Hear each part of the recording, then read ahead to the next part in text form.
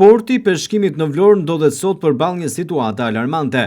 Anijet e dala jashtë funksionit, të cilat prej vitesh qëndrojnë të braktisura në skajet e portit, janë kthyer në depo mbeturinash të ndryshme dhe një rrezik real për mjedisin. Ato përbëjnë një kamban alarmi për gjendjen e rëndë në të cilën ndodhet kjo hapësirë detare e rëndësishme për komunitetin e peshkatarëve.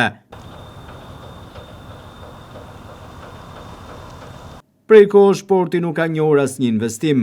Kushtet janë degraduar në një mënyrë të tillë sa shumë kush i përshkruan si mesjetare. Pak metra më tutje vren anije të ndryshkura dhe të amortizuara që flasin për një flotë të vjetëruar dhe të papërshtatshme për aktivitetin e peshkimit.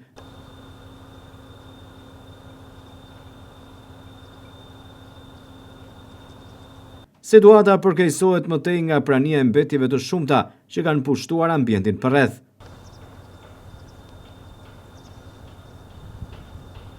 Një tjetër shqetësim janë anijet e mbytura që ndodhen brenda territorit të portit, të cilat jo vetëm zën hapësirën, por paraqesin edhe një kërcënim për sigurinë e navigimit.